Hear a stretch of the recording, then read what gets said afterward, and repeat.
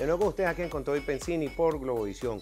Tenemos a Ricardo Sucre Heredia, periodista, analista político, y bueno, analizando la situación en este momento que plantea tantos escenarios que es difícil, pero siempre se busca dirección, plantear cada uno de los escenarios, las probabilidades, pero hay que Ok, hablar de las tomas.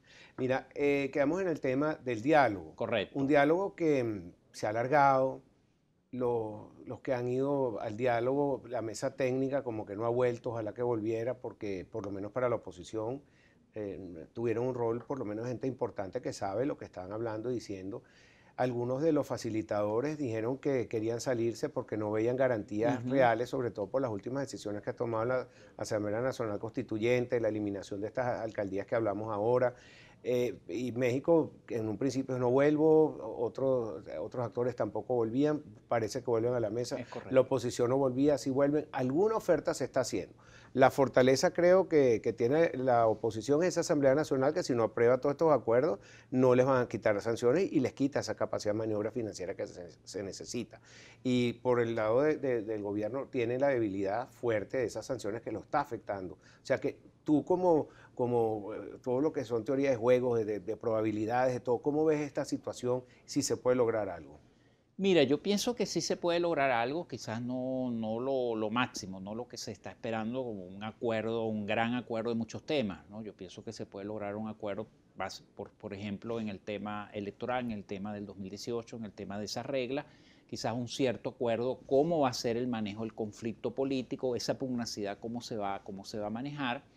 Y pensaría posiblemente, quizás vayan a ser los temas como más delicados, lo que tú has tocado, bueno, cómo se va a dar la relación Asamblea Nacional Constituyente, el tema económico, bueno, de qué va a depender ese tema económico, qué cedes, qué no concedes, porque ese es el tema que yo creo que para el gobierno es un tema vital, Fundamental. pero para la oposición es el público, porque mucho de la oposición o el público de la oposición lo va a medir en función de eso. Ustedes se dieron eso, entonces la dictadura, no sé qué cosa, esto y lo otro. Entonces, ahí yo creo que los actores internacionales, vamos a decir, tanto el anfitrión como los garantes o los mediadores, pues va a ser fundamental en términos de dar confianza. Pero yo sí pienso que en, que en lo próximo, que yo creo que las reglas para las elecciones de este año, yo creo que sí se puede lograr acuerdos en ese sentido. ¿Ves algún tipo de decisión sobre los componentes del CNE? Dos de oposición, uno neutro, que no sé quién, dónde lo sacarán.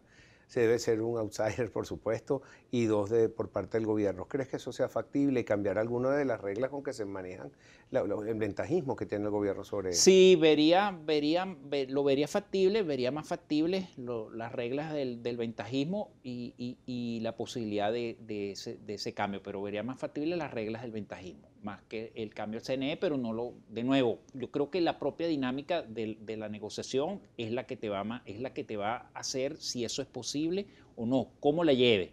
O sea, bueno, ya es un ultimato cambio del CNE o no, bueno, yo creo que eso tranca.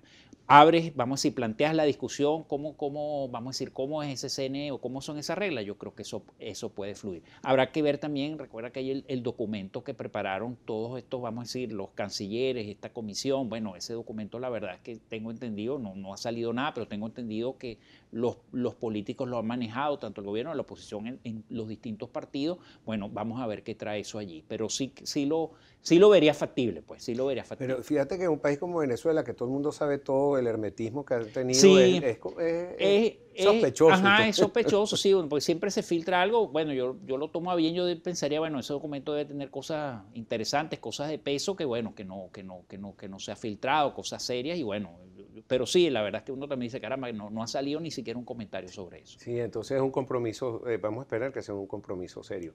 Pero te pregunto también sobre, hay otro tema que es el reconocimiento de la Asamblea Nacional por Correcto. parte de ese diálogo, pero también se quiere reconocer la Asamblea Nacional Constituyente de un lado y el otro es la Asamblea Nacional.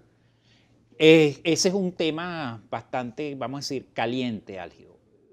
Si lo vemos en términos de las posibilidades de lo real, es decir, ninguno de los dos se puede anular. Es decir, el gobierno no va a aceptar que tú digas, bueno, yo no te voy a reconocer la constituyente y la Asamblea Nacional va a decirlo. Tampoco va a decir, bueno, yo no voy a aceptar que tú sigas en este estatus. ¿Qué puede haber allí? Bueno, un reconocimiento en el sentido, bueno, la constitución, usted se va a dedicar solamente a hacer la constitución o no, o usted va a seguir, o ese tema se saca, pues se saca de la agenda, pues tanto el tema de la Asamblea Constituyente o la Asamblea Nacional, pero entonces igual vas a tener el problema. Yo lo que pensaría es que los dos grupos van a tener que lograr allí un acuerdo, y un acuerdo que yo pienso, salvo que alguno tenga la fuerza o que alguno no quiera pararse, va a suponer algún tipo de reconocimiento de los dos. Sí. Barbosa vamos a decir, planteó no el tema de la constituyente, porque la oposición tiene su postura de no reconocimiento, pero él dijo algo cuando Maduro le dijo, bueno, el diálogo, etcétera, después de descalificarlo, están las contradicciones. Le dijo, bueno, si usted me invita como presidente de la Asamblea Nacional, yo puedo considerar, si usted me invita como dice usted que es jefe de la oposición, no, porque no voy a entregar.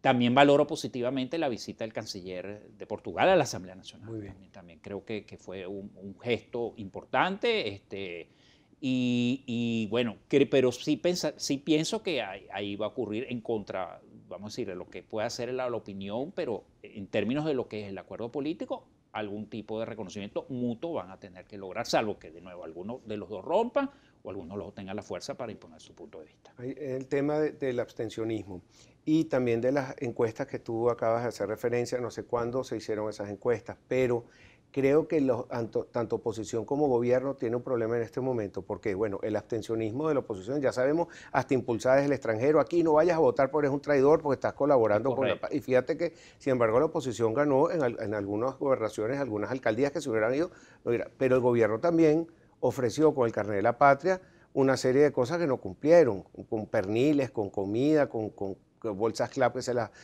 duplicaron, y una gente cuando vive un pueblo bajo una hiperinflación, ahí no creen en nadie, ni en sus gobernantes, pues es un proceso terrible que estamos viviendo nosotros en Venezuela. Históricamente, puedes estudiar los 53 países que la han sufrido y todas terminan en una crisis total. ¿Cómo ves este escenario entonces, estos dos escenarios? Oye, mira, pero ahí yo vería ya la oposición en ese escenario más débil que el gobierno, porque efectivamente lo que tú planteas es cierto, mucha gente pues la protesta por los perniles, por otras cosas, que la gente más cercana al gobierno dice, bueno, ustedes me engañaron, ustedes me prometieron esto, no cumplieron, pero al mismo tiempo eso es una maquinaria, es decir, el PSUV es una maquinaria, es una estructura, es una organización. Además, un solo partido. Es un solo partido, además una organización que se ha sometido a prueba, es decir, te guste o no, la discusión constitucional, yo no me meto, yo soy politólogo, yo trato de pensar como político, los constitucionalistas que hagan su trabajo, pero eso es un partido que se sometió a prueba en la constituyente, en las gobernaciones, en las municipales. Es un partido que tiene entrenamiento, se está movilizando ahorita para la discusión de su plan de gobierno. Entonces, yo veo ahí una maquinaria más cohesionada, yo soy quizás del grupo minoritario que tiende a pensar, yo veo mucha cohesión en el gobierno, yo veo las fracturas internas, eso, no tengo elementos, porque los que están fuera yo no les veo esa capacidad de poder, que es por lo que más se cita Ortega Díaz y Rafael Ramírez sí está tocando temas sensibles al gobierno, pero no sé si tenga la capacidad o si haya... De quiebre, no ocurre ese no, en la famosa fractura, el famoso quiebre, no lo veo. Ahí sí veo la posición más débil porque, en primer lugar, los números. Por ejemplo, si no recuerdo mal los números de Datincorp, es decir, más del 80% del chavismo están muy dispuestos a participar en unas presidenciales. Pero esa cifra es del 46% en la oposición, estamos hablando de una diferencia de 40 puntos, y 50% en los independientes.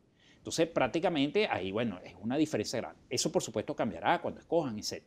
Entonces, yo lo que pienso es que, vamos a decir, la oposición tiene que, de alguna manera, lograr activar a su público. Yo creo que la oposición, bueno, eso ya es historia pasada, aquí no se gusta que se toquen eso, porque es como dicen, nombrar la soga de casa del horcado, tocar reputación, etcétera. Pero yo creo que la oposición tuvo errores estratégicos el año pasado, pero tiene que activar a su público, y yo creo que la manera es quizás saliendo ese discurso del sufrimiento, ese tipo de cosas que desmoviliza, sino activar, llamar, pues, dar proposiciones, inspirar, pues es lo que yo pienso. Se nos acabó el tiempo, Ricardo. Muchísimas gracias por tu excelente análisis. Te invito tan pronto me dejen aquí al programa para seguir analizando. A la orden, pero el día a día. No, vale, gracias a ti. Gracias, muchas gracias. Muy agradable esta conversación siempre. Ricardo Sucre Heredia, periodista, analista político.